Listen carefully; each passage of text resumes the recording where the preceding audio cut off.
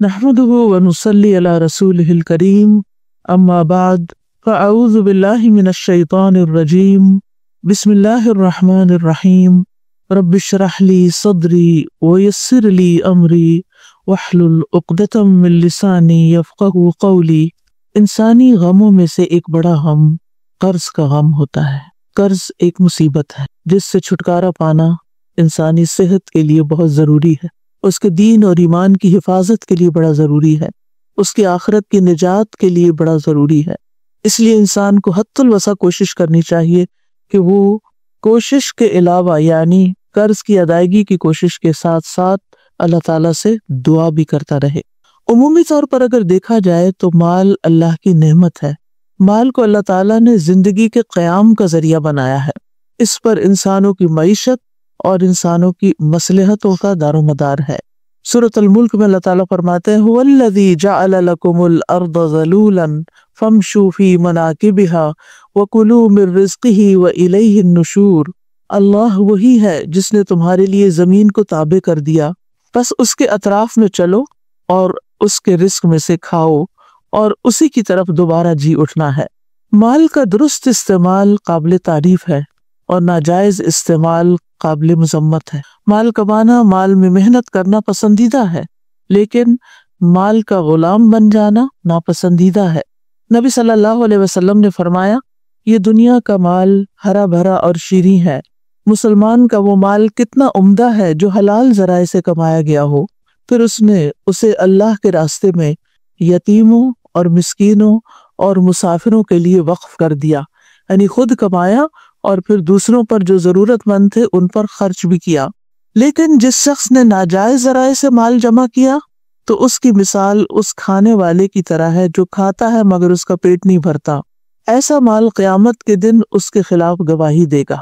یعنی مال انسان اگر صحیح طریقے سے کمائے اور صحیح جگہ پر خرچ کرے تو بہت بڑے فائدوں کا حامل ہے، اور اگر غلط طریقے سے حاصل کرتا ہے اور غلط جگہ پر خرچ کرتا ہے تو بہت بڑے وبال کا ذریعہ بھی ہے۔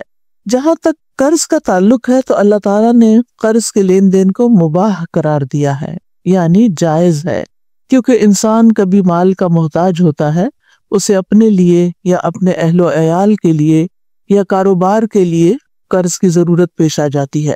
تو اس لیے ہمارے دین نے اس چیز کو جائز قرار دیا کہ انسان ایک دوسرے سے قرض کا لین دین کر سکے، اور خصوصاً قرض لینے کی اجازت دے دی، لیکن اس کے ساتھ ساتھ اس کے شرائط اور اس کے آداب بھی متعین کیے کہ قرض دینے والے اور قرض لینے والے کو دینی اور دنیاوی خطرات سے محفوظ رکھا جا سکے۔ قرآن مجید میں قرض کے احکام کے بارے میں تفصیلی ہدایات سورۃ البقرہ کی آیت نمبر 282 میں آتی ہیں، جو ایک طویل آیت ہے۔ اس میں اللہ تعالیٰ نے تمام احکامات واضح کر دیے ہیں کہ اس سلسلے میں کیا کرنا چاہیے اور کیا نہیں کرنا چاہیے۔ یا ایھا الذین آمنوا اذا تداینتم بدین الی اجل مسمی فاکتبوہ، اے لوگو جو ایمان لائے ہو، جب تم ایک مقرر وقت تک کے لیے آپس میں قرض کا لین دین کرو تو اسے لکھ لیا کرو۔ تو یہ پہلی ہدایت ہے، اور اس کے بعد اور بھی دیگر ہدایات ہیں جو قرض کے لین دین کرنے والے قرآن مجید کی اس آیت سے پڑھ کر سمجھ سکتے ہیں۔ جہاں تک قرض دینے کی بات ہے، یعنی قرض دینا، ایک ہے قرض لینا اور ایک ہے قرض دینا، تو اللہ سبحانہ وتعالیٰ ہر رات تہائی رات کو قرض دینے کے لیے پکارتا ہے۔ ابو ہریرہ کہتے ہیں کہ رسول اللہ صلی اللہ علیہ وسلم نے فرمایا کہ اللہ آدھی رات یا رات کے آخری تہائی حصے میں آسمان دنیا پر نزول فرماتا ہے اور فرماتا ہے، کون ہے جو مجھ سے دعا کرے تو میں اس کی دعا قبول کروں، یا وہ مجھ سے سوال کرے تو میں اس کو عطا کروں۔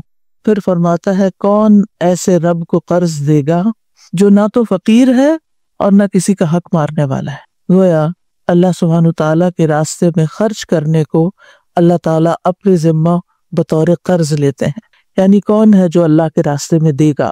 تو یاد رکھیے، بندوں کو قرض دینا صدقے کی قسم ہے۔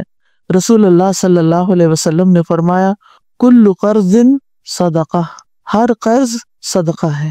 ابن مسعود سے روایت ہے کہ نبی صلی اللہ علیہ وسلم نے فرمایا، جو مسلمان بھی دوسرے مسلمان کو دوبارہ قرض دے تو اسے ایک مرتبہ اتنا مال صدقہ کرنے کا ثواب ملے گا، یعنی ڈھیر مال صدقہ کرنے کا ثواب ملے، یعنی جس نے 2 بار قرض دیا، ایک بار آیا بندہ اس کو دے دیا، پھر دوسری بار آ گیا پھر دیا، تو اس کو اتنا مال یعنی ایک مرتبہ جو دیا گویا اس نے وہ صدقے میں دے دیا۔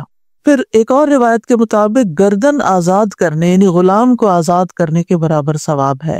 رسول اللہ صلی اللہ علیہ وسلم نے فرمایا جس نے دودھ کا عطیہ دیا یعنی کسی کو دودھ گفٹ کیا یا چاندی قرض دی یا کسی کو راستہ بتایا، اسے غلام آزاد کرنے کے برابر ثواب ملے گا۔ کسی کو دودھ پلانا یا قرض دینا یا پھر راستہ بتانا یہ بھی بہت بڑا کام ہے، کیونکہ عام طور پر جب انسان اپنے کاموں میں مصروف ہوتا ہے اور اس سے کوئی پوچھ لے کہ یہ کام کیسے کیا جاتا ہے، یہ اس جگہ کیسے پہنچ سکتے ہیں، پہلے تو انسان کو گھر سے باہر کے سفر پہ راستہ نہیں ملتا تھا، اور اب تو ہمیں اپنے گیجٹس کے اندر بہت سے راستے تلاش کرنے پڑتے ہیں۔ تو جب آپ اپنے بچوں سے کہتے ہیں یا کسی سے کہتے ہیں کہ مجھے ذرا گائیڈ کر دیں تو تھوڑے سے اریٹیٹ بھی ہو جاتے ہیں۔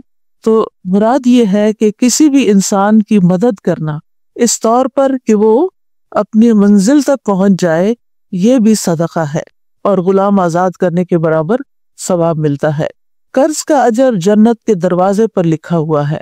ابو امامہ سے روایت ہے کہ رسول اللہ صلی اللہ علیہ وسلم نے فرمایا ایک آدمی جنت میں داخل ہوا، وہ کیا دیکھتا ہے کہ اس کے دروازے پر لکھا ہوا ہے کہ صدقہ کا ثواب 10 گنا اور قرض کا ثواب 18 گنا ہے، اور یہ ڈیپینڈ کرتا ہے کہ کس نیت کے اور کتنی اخلاص کے ساتھ دیا، پھر اس کے مطابق زیادہ کم بھی ہو جاتا ہے۔ اس کی بنیادی وجہ کیا ہے؟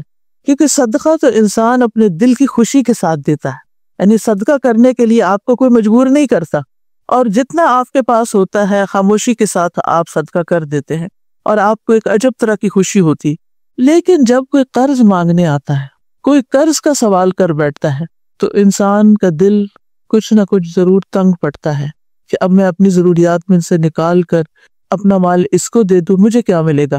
اسی لیے آپ دیکھیے کہ سود کی لعنت ایجاد ہوئی کہ میں نے اگر اپنا مال کسی کو دیا ہے تو مجھے دنیا میں ہی انسٹنٹ اس کا فائدہ ملنا چاہیے، یہیں پر مجھے اس کے اوپر کچھ نہ کچھ پرسنٹیج واپس ملنی چاہیے، اور اس چیز کو ریجیکٹ کیا گیا، اس کو ناپسندیدہ قرار دیا گیا، اس کو حرام قرار دیا گیا۔ تو بہرحال آج ہم انشاءاللہ پڑھیں گے وہ دعا جو قرآن مجید میں بھی آتی ہے اور اس کا کچھ حصہ سنت سے بھی ہے، جس کے پڑھنے سے قرض ادا ہو جاتا ہے۔ ارشاد باری تعالیٰ ہے، آیت کے آخر میں آتا ہے رحمان الدنیا والآخرہ ورحیمہما تعطیہما من تشاء وتمنع منہما من تشاء ارحمنی رحمتا تغنینی بہا عن رحمت من سواک۔ یہ دعا کا حصہ ہے جو آیت کے آگے لگایا گیا ہے۔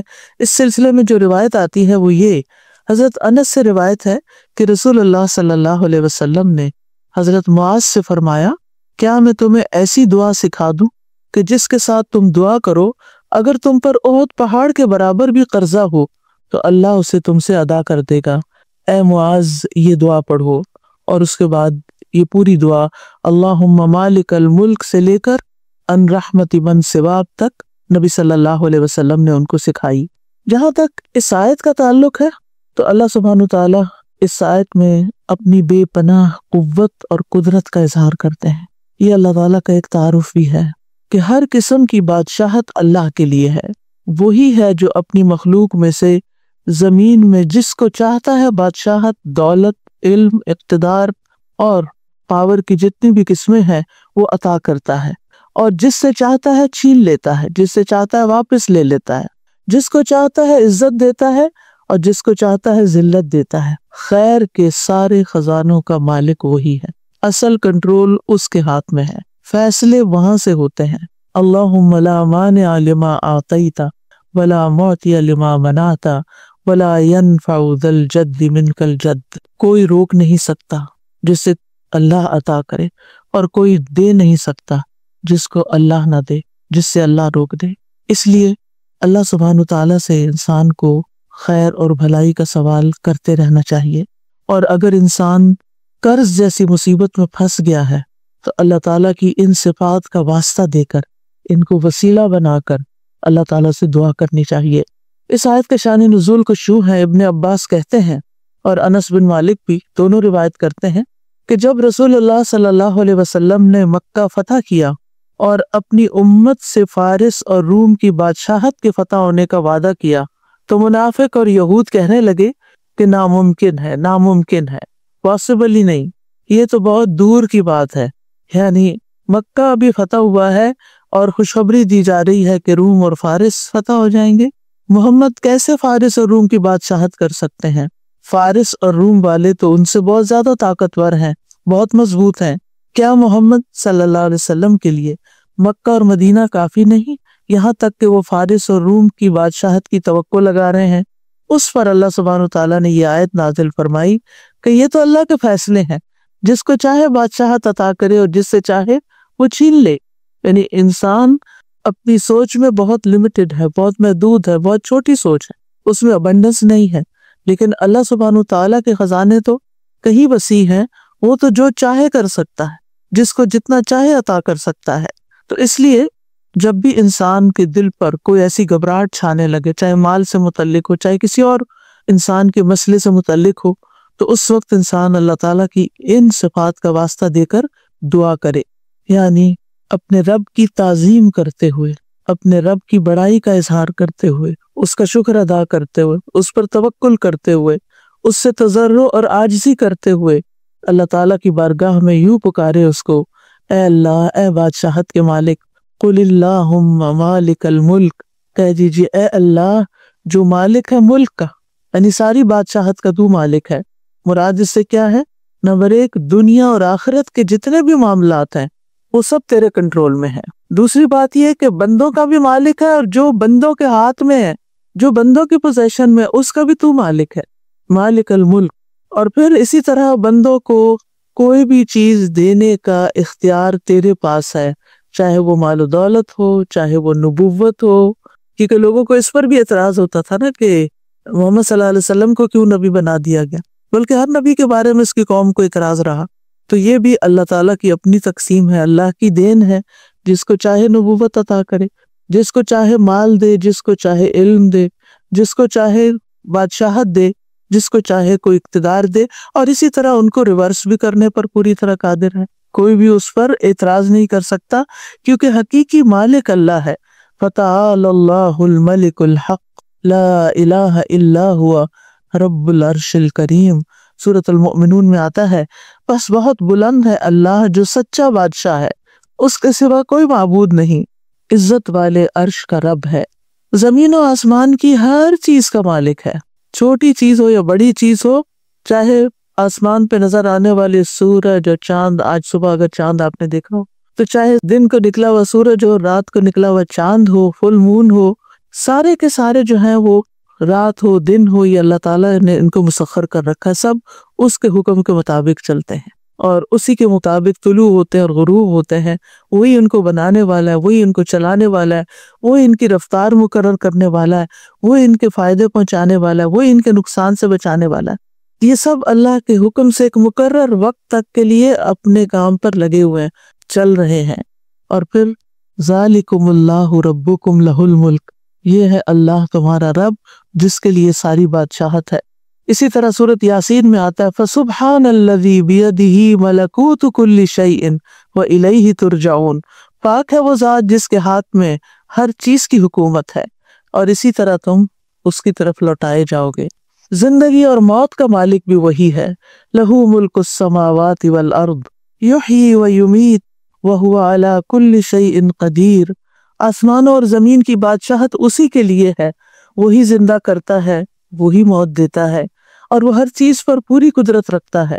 یعنی اگر وہ فیصلہ کر لے زندگی دینے کا تو کوئی موت نہیں دے سکتا، اور اگر اس نے زندگی ختم کرنے کا فیصلہ کر لیا تو دنیا بھر کے ڈاکٹرز بھی مل کر کسی کو موت کے منہ سے نہیں بچا سکتے۔ اس معاملے میں بھی پورا اختیار اللہ سبحانہ وتعالیٰ ہی کا ہے۔ پھر رزق کا مالک بھی وہی ہے، ہمارے جسم کا مالک بھی وہی، آنکھ، کان، دل، دماغ، سب کچھ۔ اللہ تعالیٰ فرماتے ہیں قُلْ مَن يَرْزُقُكُم مِّنَ السَّمَاءِ وَالْأَرْضِ، ان سے پوچھئے کون ان کو رزق دیتا ہے آسمانوں اور زمین سے۔ أَمَّن يَمْلِكُ السَّمْعَ وَالْأَبْصَارَ، کون ہے جو سمع اور بصر کا مالک ہے؟ وہی مالک ہے۔ وَمَن يُخْرِجُ الْحَيَّ مِنَ الْمَيِّتِ وَيُخْرِجُ الْمَيِّتَ مِنَ الْحَيِّ وَمَن يُدَبِّرُ الْأَمْرَ فَسَيَقُولُونَ اللَّهُ فَقُلْ أَفَلَا تَتَّقُونَ، کون ہے جو زندہ کو مردہ سے اور مردہ کو زندہ سے نکالتا ہے؟ کون ہے جو تدبیر کرتا ہے سارے معاملات کی؟ وہ ضرور کہیں گے کہ اللہ۔ تو کہہ دیجئے کیا پھر تم ڈرتے نہیں ہو؟ یعنی جس رب کے اختیار میں یہ ساری چیزیں ہیں، ذرے سے لے کے پوری کائنات تک، عرش تک، ہر چیز کا مالک وہ ہے، تو پھر کیا فرض بنتا ہے کہ اس کی طرف رجوع کیا جائے، اس سے مانگا جائے اور اس کی عظمت کا احساس دل میں رکھا جائے، اسی کو سب سے بڑا سمجھا جائے۔ کیونکہ مشکل یہ ہے کہ ہم دنیا میں کسی کے پاس کچھ تھوڑا سا مال یا اختیار یا اقتدار یا کوئی اسکل یا ہنر یا علم، کوئی ڈگری، کوئی عہدہ دیکھ لیتے ہیں تو ہم اس سے توقعات لگا بیٹھتے ہیں کہ یہ ہمارے کام کر دے گا، جبکہ اصل اختیار کا مالک تو اللہ ہے۔ اس لیے ہر معاملے میں اس کو پکاریں۔ لوگ آپ کے ساتھ انصاف کریں تب بھی، لوگ آپ کے ساتھ ظلم کریں تب بھی اسی کی طرف رجوع کریں۔ اور نبی صلی اللہ علیہ وسلم نے فرمایا لا مالک الا اللہ عز وجل، اللہ عز وجل کے سوا کوئی مالک نہیں ہے۔ پھر یہ کہ اس کی ملکیت میں کوئی شریک بھی نہیں ہے، یعنی نہ صرف یہ کہ مالک ہے بلکہ کلی مالک ہے، کوئی اس کا شریک نہیں۔ الذی لہ ملک السماوات والارض ولم یتخذ ولدا ولم یکن لہ شریک فی الملک، وہ ذات کہ اسی کے لیے ہے آسمانوں اور زمین کی بادشاہت، اور اس نے نہ کوئی اولاد بنائی ہے اور نہ کبھی بادشاہت میں کوئی اس کا شریک رہا ہے۔ اللہ کے سوا کوئی بھی ایسا نہیں کہ جو کسی چیز کا حقیقی مالک ہو۔ یہ وقتی طور پر جو چیزیں ہماری ملکیت میں دے دی گئی ہیں، جن چیزوں کی کنجیاں ہمارے ہاتھ میں دے دی گئی ہیں، یہ صرف ٹیمپرریلی ہے۔ جب آپ اس دنیا میں نہیں ہوں گے تو اس میں سے کوئی کسی بھی چیز پر آپ کا اختیار نہیں ہوگا۔ جب تک آپ زندہ ہوتے ہیں، آپ مثلاً خود کمانے والے ہوتے ہیں، اپنے اولاد پہ خرچ کر رہے ہوتے ہیں، آپ اپنی اولاد کو پاکٹ منی بھی دیتے ہیں تو آپ ان کو 7 انسٹرکشنز دیتے ہیں کہ یہ اس طرح اور اس طرح خرچ کرنا اور ان کاموں میں نہیں لگانا۔ لیکن انسان کی وفات کے بعد جب اس کا مال تقسیم ہوتا ہے تو اس کی انسٹرکشن کہاں ہوتی ہے؟ کچھ بھی نہیں کہہ سکتا۔ پھر اولاد چاہے تو صدقہ کر دے، اولاد چاہے تو کسی غلط کام میں لگا دے، کچھ بھی کرے، پھر آپ کا تو کوئی اختیار نہیں۔ ہمارا اختیار ہمارے جسم پر، یعنی آنکھوں کانوں پر، یا ہماری اولاد پر کسی حد تک، یا ہمارے مال پر کسی حد تک، یہ صرف اور صرف چند دن کی بات ہے جو دنیا کا کچھ حصہ ہے، اور یہ بھی اصل میں اللہ نے دے رکھا ہے، اور اس میں بھی ہم پوری طرح کلی طور پر مالک نہیں ہوتے، یعنی اس میں بھی صرف اتنے کے مالک ہے جتنا اللہ کا اذن ہوتا ہے۔ باقی چیزیں ہوتے ہوئے بھی، بہت کچھ کرنا چاہتے ہوئے بھی ہم کر نہیں پاتے کیونکہ اللہ کا اذن نہیں ہوتا۔ اور قرآن مجید میں بار بار اس بات کی تردید کی گئی ہے کہ غیر اللہ کسی چیز کے مالک نہیں ہیں۔ لا یملکون لکم رزقا، وہ تمہارے رزق کے مالک نہیں۔ لا یملکون مثقال ذرۃ فی السماوات ولا فی الارض، وہ آسمان و زمین میں ذرے کے برابر بھی کسی چیز کے مالک نہیں۔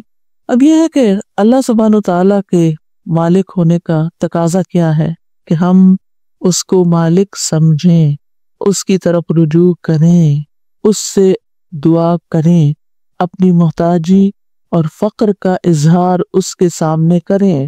نبی صلی اللہ علیہ وسلم نے فرمایا جب رات کا ایک تہائی حصہ گزر جاتا ہے تو اللہ تعالیٰ آسمانی دنیا پہ نزول فرماتے ہیں اور اعلان کرتے ہیں میں ہوں بادشاہ، میں ہوں بادشاہ، کون ہے جو مجھ سے دعا کرے کہ اسے قبول کر لوں، کون ہے جو مجھ سے سوال کرے کہ میں اس کو عطا کر دوں، کون ہے جو مجھ سے بخشش طلب کرے تو میں اسے بخش دوں۔ اور یہ اعلان مسلسل طلوع فجر تک ہوتا رہتا ہے، یعنی جب تک فجر کی اذان نہیں ہو جاتی یہ اعلان ہوتا رہتا ہے۔ اب یہ ہم پر ہے کہ ہم کتنا مانگتے ہیں، اور آج کل کتنا اچھا موقع ہے، ہر کوئی سحری کے لیے اٹھتا ہے، تو اس وقت یہ دعائیں تو کم از کم کر لیں۔ کوئی حاجت ہے تو مانگ لیں، کون ہے جو مجھ سے سوال کرے تو میں اسے عطا کر دوں، کیا چاہیے مانگو عطا کروں، کون ہے جو مجھ سے بخشش مانگے تو میں اسے بخش دوں، کیونکہ رات کا آخری حصہ وَبِالْأَسْحَارِ هُمْ يَسْتَغْفِرُونَ گناہوں کی بخشش مانگنے کے لیے ہوتا ہے۔ یعنی یہ دو خاص چیزیں۔ اور پھر عمومی دعا، کون ہے جو مجھ سے دعا کرے تو میں اسے قبول کر لوں، یعنی کوئی بھی دعا جو آپ کریں۔ پھر فرمایا تُؤْتِي الْمُلْكَ مَنْ تَشَاءُ وَتَنْزِعُ الْمُلْكَ مِمَّنْ تَشَاءُ، تو جس سے چاہتا ہے بادشاہت دیتا ہے اور جس سے چاہتا ہے چھین لیتا ہے۔ اس میں بادشاہت کی تمام اقسام موجود ہیں، یعنی عقل کی بادشاہت، صحت کی بادشاہت، اخلاق حسنہ کی بادشاہت، حکم کو جاری کرنے اور قدرت کی بادشاہت، محنت کی بادشاہت، سرمایوں کی ملکیت کی بادشاہت، ہر طرح کی بادشاہت، ہر طرح کا ملک، یعنی ہر طرح کی کنٹرول جس کو کہتے ہیں نا، یہ سب شامل ہے۔ اللہ سبحانہ تعالیٰ ہمیں عطا کرتا ہے، تؤتی الملک دیتا ہے، ہمیں کلی مالک نہیں بناتا، دیا ہے اس نے، رکھو، امانت ہے۔ اسی لیے آپ دیکھیں کہ جو مومن بندے ہوتے ہیں، جب ان کے ہاتھ سے کوئی چیز چلی جاتی ہے، کوئی مال چلا جاتا ہے یا اولاد میں سے کوئی چلا جاتا ہے، تو وہ کیا کہتے ہیں کہ یا اللہ یہ تیری امانت تھی، تو نے واپس لے لی، ہم تیرے فیصلے پر راضی ہیں۔ اور اس طرح اللہ تعالیٰ ان کے دل کو قرار دے دیتا ہے کہ میرے بندے نے خوشی خوشی امانت واپس کر دی۔ یہ ہماری جان بھی کیا ہے، یہ ہمارا بدن کیا ہے، ہمارے پاس امانت ہے، اور ایک دن ہمیں یہ واپس لوٹا دینی ہے جو اس کا اصل مالک ہے۔ یعنی ہم بے اختیار ہیں، ہم صاحب اختیار نہیں ہیں، اصل مالک اللہ رب العزت ہے، مطلق اختیار اسی کے پاس ہے۔ تو چونکہ اللہ مالک بناتا ہے، بندے کے پاس جو کچھ ہوتا ہے اللہ نے دیا ہوتا ہے، اس لیے بندے کو چاہیے کہ اس پر اللہ ہی کی مرضی کے مطابق تصرف کرے۔ وہ کس طرح چاہتا ہے کہ ہم اپنی آنکھیں استعمال کریں، وہ کیا چاہتا ہے کہ ہم اپنی زبان کیسے استعمال کریں، وہ کیا چاہتا ہے کہ ہم اپنے کان کہاں استعمال کریں، وہ کیا چاہتا ہے کہ ہم اپنے پاؤں کہاں استعمال کریں، وہ کیا چاہتا ہے کہ ہم اپنا مال کہاں استعمال کریں۔ جتنی بھی چیزیں اللہ نے ہمارے اختیار میں دی ہیں، ان سب کے بارے میں ہمیں ضرور دیکھنا چاہیے کہ کیا وہ اللہ کی مرضی کے مطابق استعمال ہو رہی ہیں یا اللہ کی ناراضگی کے ساتھ استعمال ہو رہی ہیں، کیونکہ اللہ سبحانہ تعالیٰ جب چاہے ان کو واپس بھی لے سکتا ہے۔ اگر ہم نے اللہ کو ناراض کیا تو وہ کچھ بھی واپس لے سکتا ہے، کیونکہ اصل اختیار تو اس کا، اصل مالک تو وہی ہے۔ تو تنزع الملک، تو ملک کو کھینچ لیتا ہے۔ تو نزع کا ایک معنی لے لینا اور ایک معنی روک دینا، یعنی جس کو تو چاہتا ہے دیتا، جس سے چاہتا ہے روک لیتا، نہیں دیتا، اور جس کو چاہتا ہے دے کے پھر وہ واپس لے لیتا ہے، کھینچ لیتا ہے، یعنی دینے کے بعد پھر چھین لیتا ہے، کیونکہ سارے کا سارا فضل اللہ کے ہاتھ میں ہے۔ قل ان الفضل بید اللہ یؤتیہ من یشاء واللہ واسع علیم۔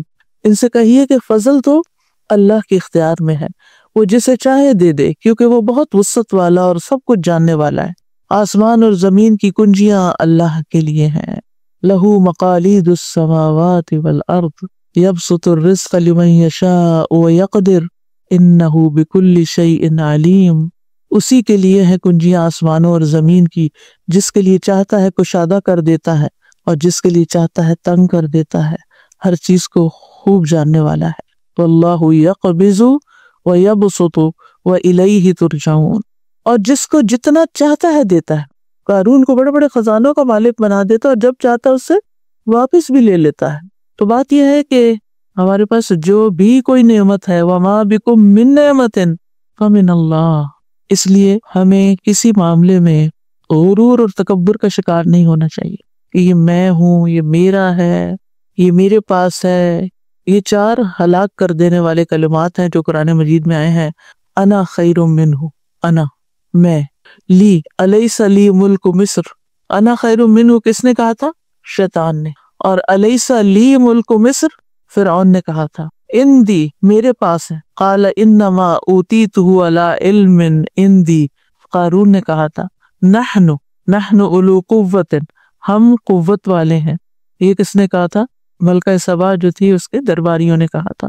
لیکن ان سب کی قوت اور پاور اور ان کے اختیارات اور ملکیت پھر کہاں گئی؟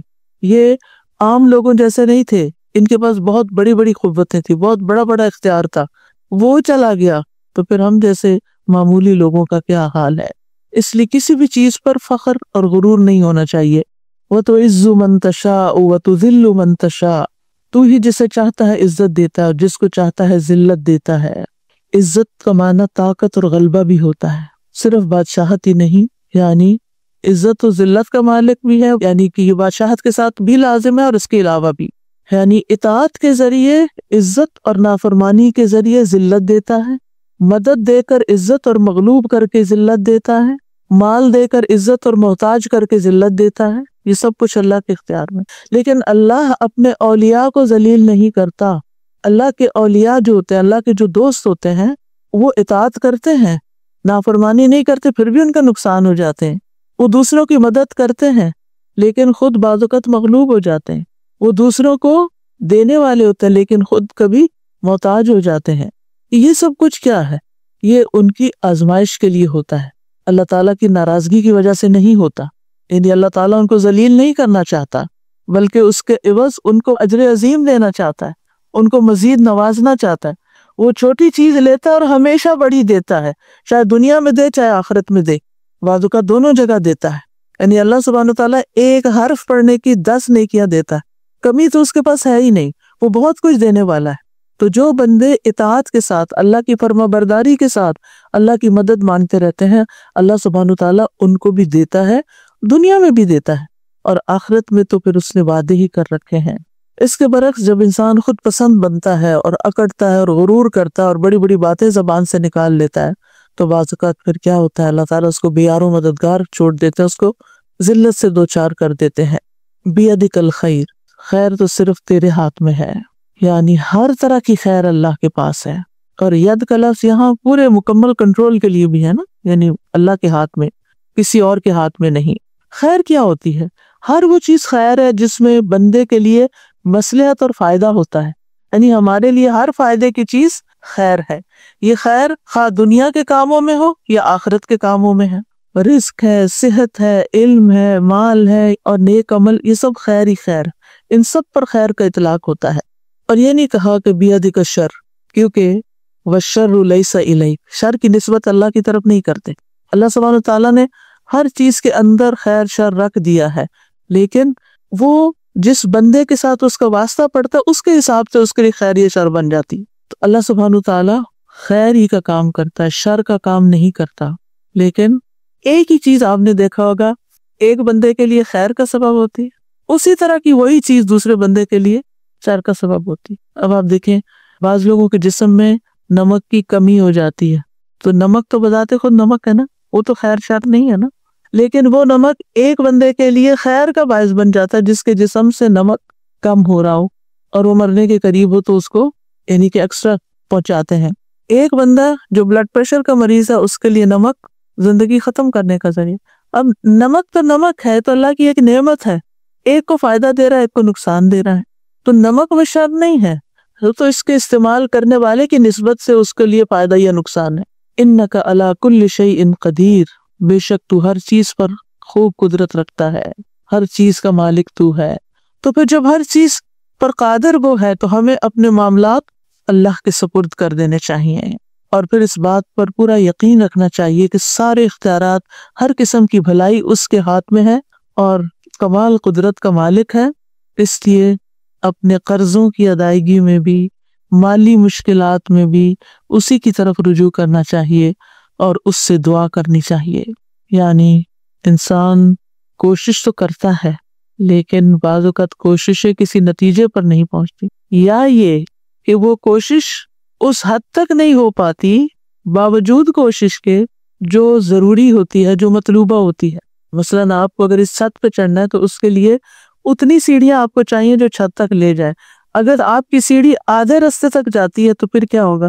آپ چڑھ کے کھڑے رہے، آپ اوپر نہیں چڑھ سکتے۔ تو اسی طرح بعض اوقات انسان کے اوپر بہت بڑا قرضہ ہوتا ہے، بہت بڑی ذمہ داری ہوتی ہے، وہ جتنا بھی کما لے، وہ جتنی بھی محنت کر لے، وہ 2 3 جابز کر لے، وہ اس قابل نہیں ہوتا کہ وہ اپنا قرض ادا کر سکے، اپنا فرض پورا کر سکے۔ اس کو ضرورت ہوتی ہے کہ وہ اللہ سے مانگے، پھر اللہ تعالیٰ غیب سے اس کے لیے ایسے اسباب فراہم کر دے کہ جہاں اس کی سوچ بھی نہ جاتی ہو۔ یہ ہے دعا کا کام۔ جہاں تک قرض کا تعلق ہے تو قرض لینے سے حتی الامکان بچنا چاہیے۔ ہر معاملے میں انسان اللہ سے مدد مانگے، قرض سے بچے۔ طارق کہتے ہیں کہ انہوں نے ابن ابی اوفا سے سنا کہ ایک شخص کے بارے میں سوال کیا گیا کہ کیا وہ قرض لے کے حج کر سکتا ہے، قرض لے کے چلا جائے؟ انہوں نے کہا وہ اللہ سے رزق مانگے، قرض نہ مانگے، یعنی قرض نہ لے، اللہ سے رزق مانگے کہ اللہ اتنی وسعت پیدا کر دے کہ وہ حج کر سکے۔ آج سے آپ یوں کہ 100 سال پہلے یا 50-60 سال پہلے لوگ صرف وہ خریدتے تھے جو ان کے پاس ہوتا تھا، اور شدید ضرورت جب پیش آتی تھی، کوئی اچانک بیماری آ گئی یا کوئی اور مصیبت آ گئی، تو وہ قرض لے لیا کرتے تھے۔ صرف اس وقت قرض لیا جاتا تھا جب شدید ضرورت ہوتی تھی، لیکن اس وقت ہر بندے کو قرض لینے پر ابھارا جاتا ہے۔ کریڈٹ کارڈ کی شکل میں آپ دیکھیں کہ ہر شخص کسی نہ کسی طرح قرض کے تلے ہوتا ہے۔ آپ کے ہاتھ میں کچھ بھی نہیں ہے اور آپ چیز خریدے جا رہے ہیں، تو گویا آپ قرض پر ہی ایک طرح سے خرید رہے ہیں۔ اور پھر اگر آپ اس لمیٹڈ عرصے میں مقرر تاریخ تک وہ قرض ادا نہیں کرتے تو پھر آپ کے اوپر کیا آ جاتا ہے؟ سود آ جاتا ہے۔ اور اس طرح آپ دیکھیں کہ بعض لوگ صرف خواہشات پوری کرنے کی ان کی ضرورت نہیں ہوتی چیزیں، چونکہ آسان ہے اس چیز کا حاصل کرنا۔ یعنی اس وقت دنیا میں بہت سارے لوگ ایسے ہیں کہ جو وہ کچھ اپنے پاس رکھتے ہیں جن کے وہ حقیقی مالک نہیں ہیں، وہ ان کی پوزیشن میں نہیں ہے چیزیں، وہ سب قرض پر لی ہوئی ہیں، اور قرض اتنا زیادہ کہ سب کچھ بیک وقت دینے کی بھی ہمت استطاعت نہیں ہے۔ تو آپ دیکھیے کہ بلا وجہ ایسی چیزیں خریدنا اور اپنے آپ کو قرض تلے رکھنا یہ ناپسندیدہ ہے۔ ابن ابی اوفا سے سوال کیا کہ ایک شخص حج کے لیے قرض لے سکتا ہے یا نہیں، تو انہوں نے کہا کہ نہیں۔ یعنی حج کس پر فرض ہے؟ جس کے پاس وسعت ہے، اس پر تو فرض ہی نہیں جس کے پاس وسعت نہیں۔ وہ قرض لے کر کیوں حج کرنا چاہتا ہے؟ قرض لینا دراصل اپنے آپ کو امن سے نکال کر خوف میں مبتلا کرنا ہے۔ چاہے آپ کے بینک میں پیسے ہوں اور آپ سمجھتے ہوں کہ آپ کا ڈیٹ جلدی ادا ہو جائے گا، لیکن پھر بھی جو آپ کے ہاتھ میں ہے وہاں سے خریداری کریں بنسبت اس ذریعے کے کہ جو آپ کے ہاتھ میں نہیں اور آپ قرض لے کے خریداری کریں اور پھر آپ کا قرض چکایا جائے۔ عقبہ بن عامر کہتے ہیں کہ رسول اللہ صلی اللہ علیہ وسلم نے فرمایا، اپنے آپ کو پرامن ہونے کے بعد خطرے میں مبتلا نہ کیا کرو۔ لوگوں نے پوچھا، یا رسول اللہ صلی اللہ علیہ وسلم وہ کیسے؟ فرمایا، قرض لے کر۔ یعنی جب آپ قرض لیتے ہیں، چاہے آپ کہیں یا نہ کہیں، آپ کے اوپر ایک سٹریس ضرور آتا ہے۔ آج کی زندگی میں بہت کچھ انسان کے پاس نعمتوں کی فراوانی ہوتے ہوئے بھی وہ سٹریس کا شکار کیوں ہے؟ اپنے لائف سٹائل کی وجہ سے، کہ وہ قرض کے لین دین کو آسان سمجھتا ہے۔ جو شخص قرض سے پاک ہو اس کے لیے جنت کی ضمانت ہے۔ یعنی ایسی زندگی گزارو کہ جس میں قرض نہ ہو۔ نبی صلی اللہ علیہ وسلم نے فرمایا، جس شخص کی روح جسم سے اس حال میں جدا ہو کہ وہ 3 چیزوں سے بری ہو، یعنی 3 چیزیں اس کے اندر نہیں، وہ جنت میں داخل ہوگا۔ نمبر 1 تکبر نہیں اس کے دل، اپنے آپ کو کوئی چیز نہیں سمجھتا۔ دوسرا ہے قرض، اور تیسرا ہے مال غنیمت میں خیانت، کہ اس کے پاس مال غنیمت ہے، یا آپ یوں سمجھے کہ وہ اللہ کے مال کا مالک ہے، جیسے کسی نے اس کے ہاتھ میں ڈونیشن رکھی یا اس کو کوئی امانت اس طرح کی دی اور پھر وہ اس میں خیانت کر لیتا ہے، وہ اپنے اوپر خرچ کر لیتا ہے یا اپنی مرضی سے اس میں جس کام کے لیے کسی نے دیا وہ نہیں کرتا، کچھ اور شروع کر دیتا ہے۔ یعنی کسی کے مال کو اپنے اختیارات سے استعمال کرنا شروع کر دیتا ہے۔ تو جو شخص ان 3 چیزوں سے پاک ہوگا اس کے لیے جنت کی ضمانت ہے۔ لہٰذا قرض میں زندگی بسر نہ کرے انسان۔ ہاں، اگر کسی کے پاس کوئی شرعی مقصد ہو تو اس کے لیے قرض لینے کا جواز ہو سکتا ہے، شرعی طور پر ضرورت مند ہے۔ رسول اللہ صلی اللہ علیہ وسلم نے فرمایا، اللہ قرض لینے والے کے ساتھ ہے یہاں تک کہ وہ اپنا قرضہ ادا کر دے، بشرطے کہ قرضہ ایسے مقصد کے لیے نہ ہو جو اللہ کو ناپسند ہے۔ راوی کہتے ہیں کہ عبداللہ بن جعفر اپنے خزانچی سے فرماتے تھے کہ جاؤ اور میرے لیے قرضہ لاؤ، اس لیے کہ مجھے ناپسند ہے کہ میں ایک رات بھی ایسی گزاروں مگر یہ کہ اللہ میرے ساتھ ہو۔ جب سے میں نے اللہ کے رسول صلی اللہ علیہ وسلم کی یہ حدیث سنی، یعنی اگر کسی نے جائز مقصد کے لیے قرض لے رکھا ہے تو اللہ تعالیٰ اس کی مدد کرے گا، اس کا قرضہ بھی اترے گا اور اللہ اس کے ساتھ ہے۔ اور یہ کون شخص ہے؟ جو واقعی شدید ضرورت مند ہے، حقیقی معنوں میں ضرورت مند ہے۔ اس سلسلے میں ایک اور بات بھی یاد رکھیے کہ بعض اوقات آپ کو اپنی ذاتی ضرورت کے لیے قرض نہیں لینا ہوتا، لیکن آپ کے سامنے کوئی ایسا شخص آ جاتا ہے جو انتہائی شدید حاجت کا شکار ہے اور آپ خود کچھ نہیں کر سکتے، تو آپ کسی سے قرض لے کر اس کی مدد کر سکتے ہیں، کیونکہ اس کو کوئی قرضہ نہیں دے گا، لیکن آپ کی چونکہ ایک ریلائبلٹی ہے، ٹرسٹ ہے لوگوں کو آپ پر، تو آپ کو کوئی دے دے گا تو آپ لے کر اس کی ضرورت پوری کر دیں اور پھر آپ اپنا قرضہ ادا کرتے رہیں۔ بلال رضی اللہ عنہ سے مروی ہے کہ جب رسول اللہ صلی اللہ علیہ وسلم کے پاس کوئی انسان آتا، آپ اس کو ننگا دیکھتے، یعنی اس کے پاس پراپر ڈریس نہیں ہے، تو مجھے حکم کرتے، میں جاتا اور قرض لے کر اس کے لیے چادر خرید لاتا، اسے پہننے کے لیے دیتا اور اسے کھانا کھلاتا۔ یعنی یہ ایک جائز صورت ہے جس میں انسان ایسا کر سکتا ہے، لیکن وہ بھی ادائیگی کی نیت کے ساتھ۔ جہاں تک قرض کے آداب کا تعلق ہے تو قرض کے تمام لین دین میں مدتوں کی تحدید ضروری ہے کہ کتنے عرصے کے لیے قرض لیا جا رہا ہے، اوپن اینڈ نہیں ہونا چاہیے۔ 10 دن کے لیے دے دیں، 10 مہینے کے لیے دے دیں، 10 سال کے لیے دے دیں، تو ٹائم پیریڈ الی اجل مسمى۔ دوسری بات یہ کہ لیتے یا دیتے وقت اس کو لکھنا ضروری ہے۔ تیسری بات یہ کہ لکھنے والا عدل و انصاف کے ساتھ لکھے، کسی قرابت یا عداوت سے متاثر نہ ہو۔ چوتھی بات یہ ہے کہ قرض دار جب لوگوں کے حقوق کاتب کو لکھوائے تو اللہ سے ڈرے اور اس میں کمی بیشی نہ کرے۔ نمبر 5، خرید و فروخت اور لین دین میں گواہ مقرر کرنا بہتر ہے، نہ ہو تو کوئی بات نہیں۔ نمبر 6، گواہ 2 مرد یا 1 مرد اور 2 عورتیں ہوں گی. 2 عورتیں کیوں؟ تاکہ ان پر ذمہ داری کم آئے، بوجھ کم پڑے. نمبر 7، جب گواہ کی ضرورت پڑے تو اس کو انکار نہیں کرنا چاہیے، اسے حاضر ہو جانا چاہیے گواہی دینے کے لیے. قرض واپس مانگنے والے کو اجازت ہے کہ وہ سختی کر سکتا ہے، سختی سے واپس مانگ سکتا ہے. ایک شخص نبی صلی اللہ علیہ وسلم کے پاس اپنے قرض کا تقاضا کرنے کے لیے آیا اور سخت گفتگو کرنے لگا، یعنی اپنی گفتگو میں وہ ہارش ہو گیا. آپ کے صحابہ غصے میں اس کی طرف بڑھے کہ تم اللہ کے رسول صلی اللہ علیہ وسلم کے ساتھ یہ معاملہ کر رہے ہو. لیکن رسول اللہ صلی اللہ علیہ وسلم نے فرمایا کہ اسے چھوڑ دو، کیونکہ جس کا کسی پر حق ہو تو وہ بات کہنے کا بھی حق رکھتا ہے. پھر آپ نے فرمایا اس کے قرض والے جانور کی عمر کا 1 جانور اسے دے دو. صحابہ نے عرض کیا یا رسول اللہ صلی اللہ علیہ وسلم، اس سے زیادہ عمر کا جانور تو ہے لیکن اس عمر کا نہیں ہے جتنا اس کو دینا بنتا ہے. آپ نے فرمایا اسے وہی دے دو، کیونکہ سب سے اچھا آدمی وہ ہے جو دوسروں کا حق پوری طرح ادا کرتا ہو. لیکن اگر کسی کے پاس مال ہے اور وہ قرض دینے میں ٹال مٹول کر رہا ہے، جان بوجھ کے نہیں دے رہا کہ میں تھوڑا اور انجوائے کر لوں کسی اور کے مال سے، تو یہ انتہائی غلط ہے. رسول اللہ صلی اللہ علیہ وسلم نے فرمایا قرض ادا کرنے میں مالدار کی طرف سے ٹال مٹول کرنا ظلم ہے، اور اگر تم میں سے کسی کا قرض کسی مالدار کے حوالے کیا جائے تو اسے قبول کریں. یعنی قرض خواہ کو کہا جائے کسی دوسرے نے میرا قرض دینا ہے، اس سے لے لو، تو وہ مان جائے اچھا ٹھیک ہے میں اس سے لے لیتا ہوں. قرض ادا کرنے کی قدرت ہونے کے باوجود اگر کوئی ٹال مٹول کرے تو سزا بھی دی جا سکتی ہے. رسول اللہ صلی اللہ علیہ وسلم نے فرمایا مالدار آدمی کا ٹال مٹول کرنا اس کی عزت کو حلال کر دیتا ہے، یعنی لوگ پھر اس پہ باتیں بنانے لگتے ہیں، اس کی سزا کو جائز کر دیتا ہے. ابن مبارک کہتے ہیں عزت حلال کرنے کا مطلب ہے کہ اس سے سخت کلامی کی جائے، اور سزا کا مطلب ہے کہ اس کو قید کر دیا جائے، یعنی اس پر کوئی عدالت کی طرف سے پھر پنشمنٹ دی جائے. قرض کو ہمیشہ اچھے طریقے سے ادا کرنا چاہیے. جابر بن عبداللہ کہتے ہیں میں نبی صلی اللہ علیہ وسلم کی خدمت میں حاضر ہوا، آپ اس وقت مسجد میں تشریف فرما تھے. آپ نے فرمایا پہلے 2 رکعت نماز پڑھ لو، اور میرا نبی صلی اللہ علیہ وسلم پر کچھ قرض تھا جسے آپ نے ادا کیا اور زیادہ دیا، یعنی جب آپ لوٹاتے تھے تو زیادہ دیتے تھے، کمی نہیں کرنی چاہیے. جس کا قرض دینا ہو اس کو ہدیہ نہیں دینا چاہیے، یعنی آپ اس کو گفٹ نہیں دے سکتے. مثلاً آپ نے کسی سے قرضہ لیا، قرضہ لوٹانے کی بجائے آپ اس کو گفٹ دے رہے ہیں، یہ درست نہیں، یہ سود ہوگا. سعید بن ابی بردہ اپنے والد سے روایت کرتے ہیں کہ میں مدینہ آیا تو میں نے عبداللہ بن سلام رضی اللہ عنہ سے ملاقات کی. انہوں نے کہا آؤ میں تمہیں ستو اور کھجور کھلاؤں گا، اور تم ایک مکان میں داخل ہوگے جس میں رسول اللہ صلی اللہ علیہ وسلم بھی تشریف لے گئے تھے.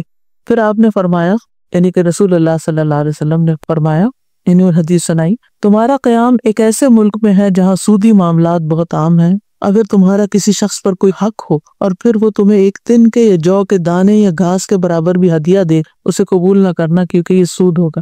یعنی جس سے قرضہ لیا ہوا ہو اس کو گفٹ دینا سود بنتا ہے. اسی طرح ہمارا دین ہمیں یہ بھی سکھاتا ہے کہ کسی کے قرضے کی ذمہ داری لے لی جائے. کسی غریب نے قرضہ لیا، وہ نہیں ادا کر پا رہا، تو اس کی طرف سے ادا کر دیا جائے. مقدام کندی سے مروی ہے، وہ کہتے ہیں کہ رسول اللہ صلی اللہ علیہ وسلم نے فرمایا ہر مومن کے لیے اس کی اپنی ذات سے بھی زیادہ میں قریب ہوں. جو شخص قرض یا چھوٹی اولاد چھوڑ کر مر جائے وہ میرے ذمہ ہے، یعنی رسول اللہ صلی اللہ علیہ وسلم اس کی اولاد کی کفالت بھی کریں گے اور اس کا قرضہ بھی ادا کریں گے. اور جو شخص مال چھوڑ کر جائے وہ اس کے وارثوں کا ہے. اسی طرح زکوٰۃ کے مال سے قرض کی ادائیگی کی جا سکتی ہے. قرآن مجید میں آتا ہے انما الصدقات للفقراء والمساکین والعاملین علیہا والمؤلفۃ قلوبہم وفی الرقاب والغارمین وفی سبیل اللہ وابن السبیل فریضۃ من اللہ واللہ علیم حکیم. صدقات تو صرف فقیروں اور مسکینوں کے لیے ہیں، اور ان پر مقرر عاملوں کے لیے، ورکرز کے لیے، اور ان کے لیے جن کے دلوں میں الفت ڈالنی مقصود ہے، ایسے نان مسلم جن پہ آپ خرچ کریں تو وہ مسلمان ہو جائیں.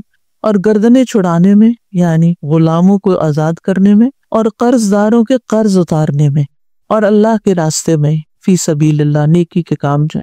اور مسافر میں، یعنی جس کے پاس اب سفر کی حالت میں کچھ نہ رہے، لٹ جائے. یہ اللہ کی طرف سے ایک فریضہ ہے، اور اللہ سب کچھ جاننے والا، کمال حکمت والا ہے. اصل میں مسافر کو زکوٰۃ کیوں دی جائے گی، قرض کیوں نہیں دیا جائے گا؟ کیونکہ وہ تو چلا جائے گا، وہ واپس کیسے کرے گا آ کے؟ تو اگر آپ کے پاس صدقات نہیں ہے تو آپ قرض ہی دے دیں تاکہ وہ اپنی ضرورت پورے کرے اور اپنے ملک چلا جائے. ابو سعید کہتے ہیں کہ رسول اللہ صلی اللہ علیہ وسلم نے فرمایا کسی مالدار کے لیے صدقہ حلال نہیں، یعنی زکوٰۃ لینا حلال نہیں، سوائے 5 مواقع کے. نمبر 1 زکوٰۃ وصول کرنے والے کے لیے، کہ اگر وہ ایسی جگہ جاب کرتا ہے جیسے زکوٰۃ فاؤنڈیشن ہے یا کوئی اور کہ جہاں زکوٰۃ کا لین دین ہوتا ہے، اکٹھی بھی کی جاتی ہے، ڈسٹریبیوٹ بھی کی جاتی ہے، اور وہ وہاں کام کرتا ہے، تو اس کی جو تنخواہ ہوگی وہ زکوٰۃ ہی کے مال میں سے ہوگی، وہ جائز ہے۔ نمبر 2، اپنے مال سے خریدنے والے کے لیے، یعنی زکوٰۃ کا مال کہیں بک رہا ہے تو آپ اس کو خرید لیتے ہیں اور اس کے بدلے میں پیسے دے دیتے ہیں۔ نمبر 3، مقروض کے لیے، یعنی جس پہ قرضہ ہے وہ زکوٰۃ لے کے قرضہ ادا کر سکتا ہے، بشرطے کہ جینوئن ریزن کے لیے شدید ضرورت میں قرضہ لیا ہو۔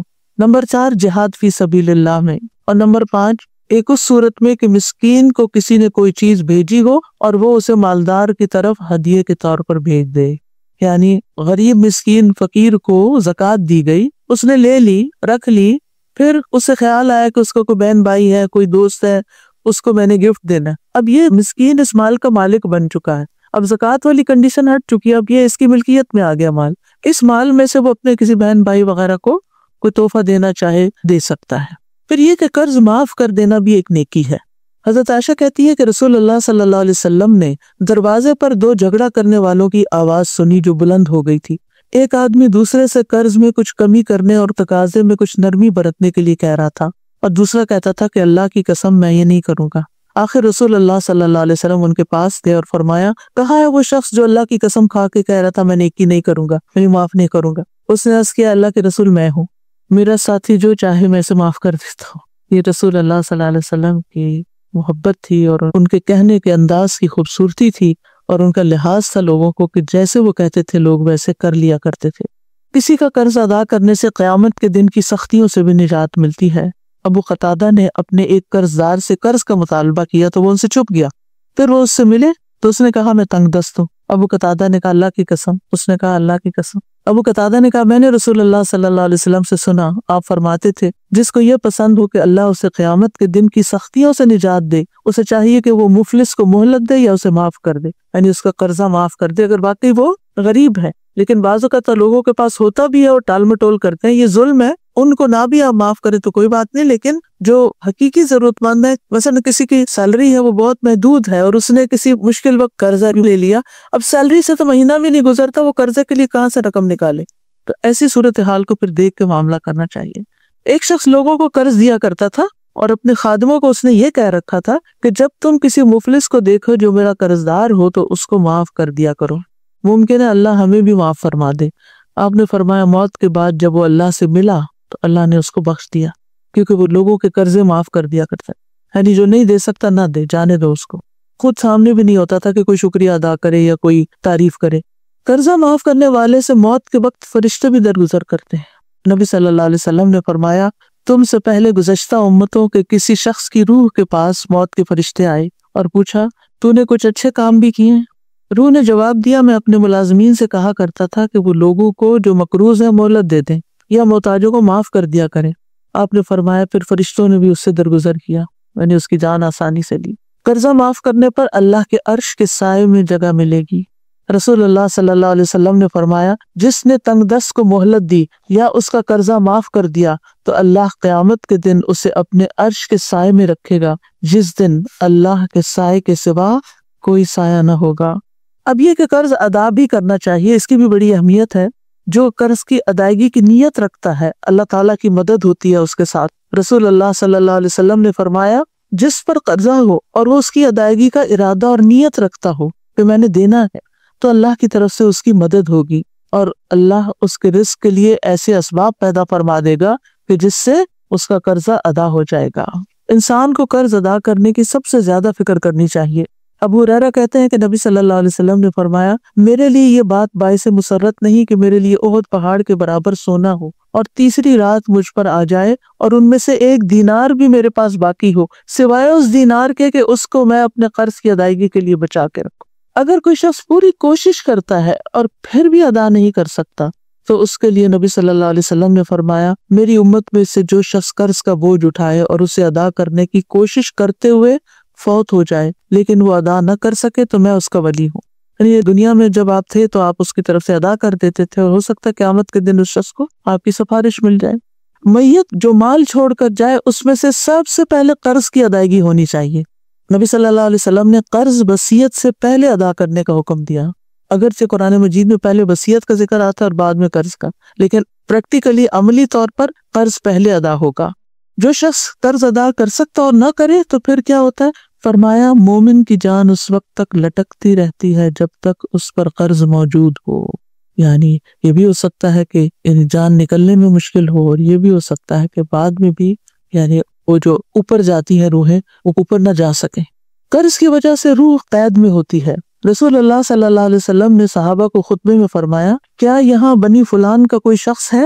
تو کسی نے کوئی جواب نہیں دیا۔ پھر پوچھا، کیا یہاں بنو فلان کا کوئی شخص ہے؟ پھر کسی نے جواب نہیں دیا۔ آپ نے پھر پوچھا تو ایک شخص نے کھڑا ہو کر کہا، میں ہوں یا رسول اللہ۔ آپ نے فرمایا، پہلے 2 بار پوچھنے پر تم نے مجھے جواب کیوں نہیں دیا؟ کس چیز نے روکا تمہیں؟ میں تو تمہاری بھلائی کی خاطر تمہیں پکار رہا تھا۔ تمہارا ساتھی اپنے قرض کے سبب قید میں ہے۔ سمرہ کہتے ہیں، میں نے دیکھا کہ ایک شخص اٹھا اور اس نے قرض ادا کر دیا، یہاں تک کہ کوئی اس سے اپنا قرضہ مانگنے والا نہ بچا۔ یعنی یہ جو بندہ آیا تھا اس کا قرض آپ ادا کرنا چاہتے تھے، تو زندہ ہے تب بھی، یعنی وہ ایک طرح سے جکڑا ہوا اور مر گیا ہے تب بھی۔ شہید سے بھی قرض معاف نہیں، یعنی شہید کی روح بھی معلق ہوتی ہے جب تک قرض نہ ادا کرتے۔ رسول اللہ صلی اللہ علیہ وسلم نے فرمایا، شہید سے سوائے قرض کے سب گناہ بخش دیے جاتے ہیں۔ نبی صلی اللہ علیہ وسلم نے ایسے لوگوں کا جنازہ نہیں پڑھایا جن کے ذمہ قرض ہوتا۔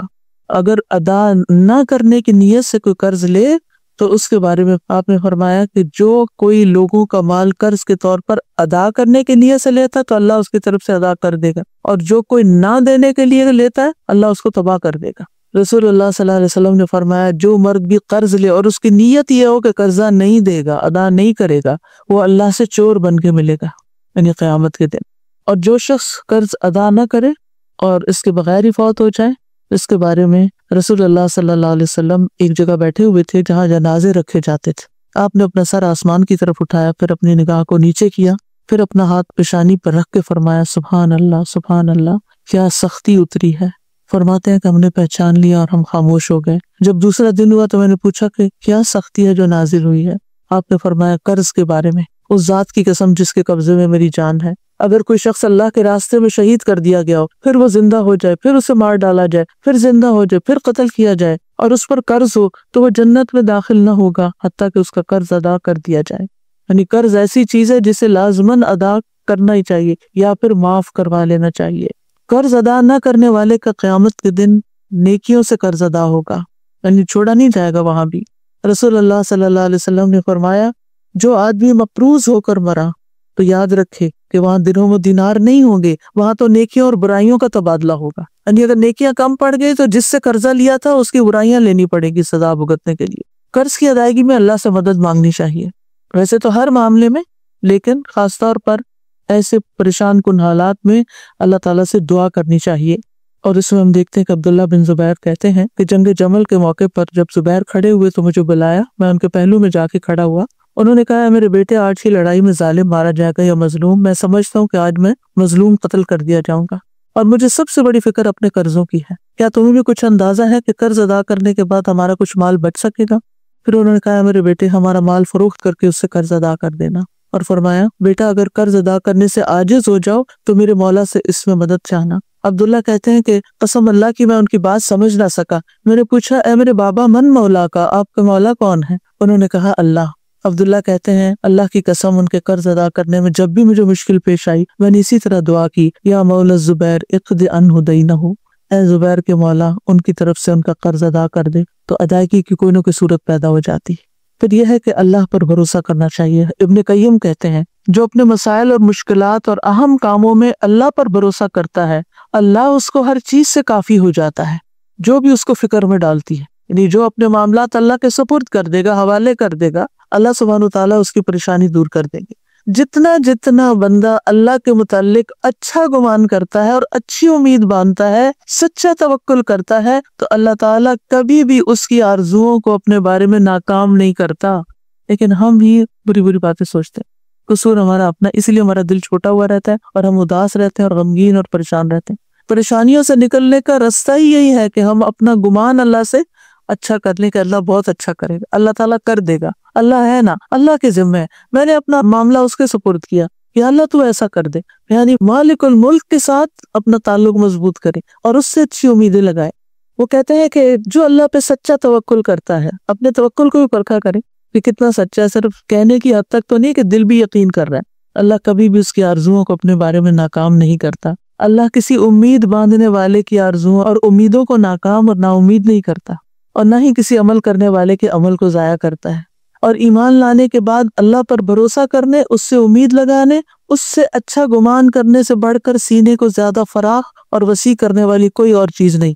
یعنی اگر سینے کی گھٹن اور اندر ایک پریشانی اور ایک غم دبا ہوا اور چھپا ہوا ہے تو اس کے لیے کیا کرے؟ اللہ پر بھروسہ کرے، اللہ سے اچھی امیدیں لگائے، اللہ سے اچھا گمان رکھے، تو انشاءاللہ دل کھل جائے گا. دیکھیں حالات تو وقت کے ساتھ ہی بدلتے ہیں جب اللہ چاہے، لیکن انسان جو بوجھ تلے دبا ہوتا ہے نا، اس بوجھ کا ہٹنا ضروری ہے، اس سٹریس کا دور ہونا بڑا ضروری ہے. اور اس کے لیے انسان اللہ تعالیٰ سے اچھی امیدیں رکھے اور اللہ کے فیصلوں پر یقین رکھے. ابن قیم کہتے ہیں اگر کوئی شخص پہاڑ کو اس کی جگہ سے ہٹانے کا ارادہ کر لے اور اس کا اللہ پر پورا بھروسہ ہو تو وہ اس کو ہٹا لے گا وہاں سے، اس کو بھی ہٹا لے، کیونکہ اس نے اللہ پہ بھروسہ کیا، اللہ سے مدد مانگی. کیونکہ جب اللہ سے بھروسہ کرتے نا، وہ اللہ سے مدد مانگتے، پھر اللہ تعالیٰ مدد کرتا ہے اور بندہ اس مشکل سے نکل آتا ہے. ابن مسعود کہتے ہیں مومن کو اللہ پر اچھا گمان کرنے سے زیادہ بہتر اور کوئی چیز نہیں دی گئی. قسم ہے اس ذات کی جس کے علاوہ کوئی معبود نہیں. جو بندہ بھی اللہ کے ساتھ اچھا گمان کرتا ہے، اللہ اس کے گمان کے مطابق اس کو عطا کر دیتا ہے. اس کی وجہ یہ ہے کہ بھلائی اللہ کے ہاتھ میں ہوتی ہے. اب قرض کے ادائیگی کے لیے جتنی دعائیں ہیں وہ اس کارڈ کے اندر موجود ہیں. میں ان کا ذکر آپ سے مختصراً کر دیتی ہوں، لیکن اس کو اپنے پاس رکھیے. اور جیسے قرآن مجید ہے اگر بڑی سائز کا تو اس کے اندر بک مارک کے طور پر بھی رکھ سکتے ہیں، اور قرآن مجید پڑھنے کے بعد بھی دعا قبول ہوتی ہے. تو جو کوئی بھی ایسی مالی مشکل کا شکار ہو وہ اللہ تعالیٰ سے یہ دعائیں پڑھ کر ضرور مدد مانگے. ان میں سب سے پہلی دعا تو یہی ہے اللہم مالک الملک والی، جس کا میں نے ابھی آپ کے سامنے ذکر کیا. اور اس کے آخر میں آتا ہے رحمان الدنیا والآخرہ، کہ اللہ تو دنیا اور آخرت کا رحمان ہے، وہ رحیمہما، اور ان پہ رحم کرنے والا ہے. وہ جس کو چاہتا ہے عطا کرتا ہے، جس سے چاہتا ہے روک دیتا ہے. تو اللہ تعالیٰ آپ میرے بارے میں بھی اچھا فیصلہ فرما دیں اور رحمت مانگے اللہ سے. ارحمنی رحمتن تغنینی بہا عن رحمت من سواک، یا اللہ مجھ پہ ایسی رحمت کر دے جو مجھے تیرے علاوہ کی رحمت سے بے نیاز کر دے. یعنی انسان کو یہ ہوتا ہے نا، لوگ بڑے ظالم ہیں، لوگوں کے دل میں ذرا رحم نہیں، لوگ خیال نہیں کرتے. تو ایسی صورت میں انسان کو کیا کرنا چاہیے؟ اللہ سبحانہ تعالیٰ سے ہی رحمت مانگنی چاہیے، اور وہی اس کے لیے کافی ہو جاتی ہے. اور اس دعا کے بارے میں آتا ہے کہ پہاڑ جتنا بھی قرض ہو تو ادا ہو جائے گا. ایک اور بڑی خوبصورت دعا ہے اللہم رب السماوات ورب الارض ورب العرش العظیم ورب کل شیء خالق الحب والنوى ومنزل التوراة والانجیل والفرقان اعوذ بک من شر کل شیء انت آخذ بناصیته اللہم انت الاول فلیس قبلک شیء وانت الآخر فلیس بعدک شیء وَأَنْتَ الظَّاهِرُ فَلَيْسَ فَوْقَكَ شَيْءٌ وَأَنْتَ الْبَاطِنُ فَلَيْسَ دُونَكَ شَيْءٌ اقْضِ عَنَّا الدَّيْنَ وَأَغْنِنَا مِنَ الْفَقْرِ. اے اللہ آسمانوں کے رب اور زمین کے رب اور عرش عظیم کے رب، اے ہمارے رب اور ہر چیز کے رب، دانے اور گٹلی کو پھاڑ کر اگانے والے، تورات، انجیل اور فرقان یعنی قرآن کو نازل کرنے والے، میں ہر شر سے، ہر شر والی چیز سے تیری پناہ چاہتا ہوں جس کی پیشانی تو ہی پکڑے ہوئے ہے. اے اللہ تو سب سے پہلے ہے، تجھ سے پہلے کچھ نہ تھا، تو سب سے آخر ہے، تیرے بعد کچھ نہ ہوگا، تو ہی ظاہر ہے بس تجھ سے اوپر کوئی بھی نہیں، تو ہی پوشیدہ ہے بس تیرے سوا کوئی نہیں. ہمارا قرض ادا کر دے اور ہماری محتاجی سے ہمیں بے پرواہ کر دے. نبی صلی اللہ علیہ وسلم سونے سے پہلے اس دعا کو پڑھنے کا حکم دیتے تھے کہ اس وقت یہ دعا پڑھنی چاہیے. اس میں ساتوں آسمانوں اور زمینوں کے رب کو پکارا گیا ہے. پھر اللہ تعالیٰ کی مائٹ اور قدرت ہر چیز کا مالک ہے. پچھلی دعا میں بھی اللہ کی ملکیت اور اللہ کی قدرت بادشاہت کی بات تھی، یہاں بھی وہی بات ہے، کیونکہ لخلق السماوات والارض اکبر من خلق الناس، آسمانوں اور زمین کی تخلیق جو ہے وہ انسانوں کی تخلیق سے زیادہ بڑی چیز ہے. اور عرش کی جسامت تو آپ کو معلوم ہی ہے کہ ساتوں آسمان اور زمین اور جو کچھ ان میں ہے یہ سب اللہ کی کرسی کے آگے ایسے ہیں جیسے ایک صحرا میں پڑا ہوا رنگ ہو، اور عرش کے سامنے کرسی ایسے ہے جیسے صحرا میں پڑا ہوا ایک رنگ. تو آپ سوچئے کہ آپ کتنی بڑی بڑی چیزوں کا واسطہ دے رہے ہیں جو اللہ نے پیدا کی ہیں. اور پھر چھوٹی سے چھوٹی چیز میں بھی اللہ کی قدرت ہے. اگر دعا کو آپ دیکھیں تو ایک طرف آسمان و زمین اور جو ان میں ہے بڑے بڑے مخلوقات، اور پھر عرش کا واسطہ، اور اس کے بعد سب سے چھوٹی چیز فالق الحب والنوا، دانے اور گٹلی کا، گٹلی سے درخت نکلتے ہیں عموماً اور دانوں سے فصلیں اگتی ہیں، اس کا بھی رب تو ہے، ایک ایک ذرے کا رب تو ہے۔ یعنی اللہ کی قدرت نرالی ہے، یعنی کس طرح اللہ سبحانہ و تعالیٰ چیزوں کو بڑھاتا ہے، پھیلاتا ہے، پیدا کرتا ہے۔ اور پھر یہ کہ عظیم کتابوں کی بات کی گئی، تورات، انجیل اور قرآن کی، یہ بڑی بڑی کتابیں ہیں، یہ اللہ کی بڑی چیزوں میں سے ہیں، یعنی بہت بڑا کلام ہے اللہ کا۔ اور قرآن کو فرقان کہا گیا کیونکہ حق و باطل میں فرق کرتا ہے۔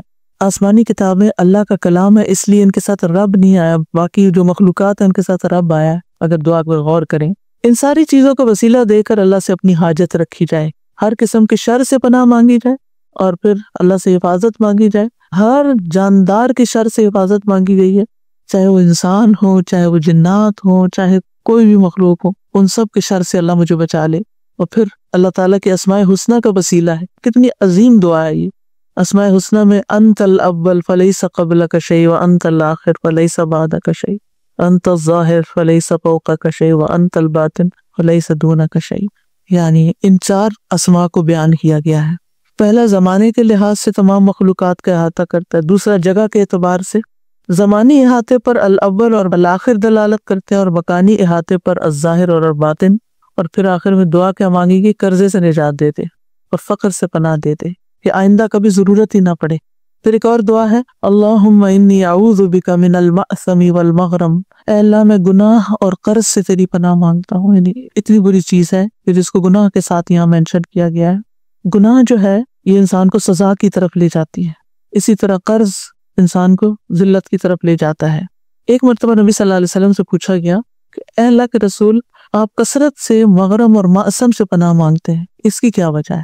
آپ نے فرمایا جب انسان پہ قرض چڑھ جاتا ہے یہاں تک کہ اس کو ادا نہیں کر سکتا تو پھر وہ کیا کرتا ہے؟ بات کرتا ہے تو جھوٹ بولتا ہے، وعدہ کرتا ہے تو خلاف کرتا ہے، یعنی اس سے برائیوں کا دروازہ کھل جاتا ہے۔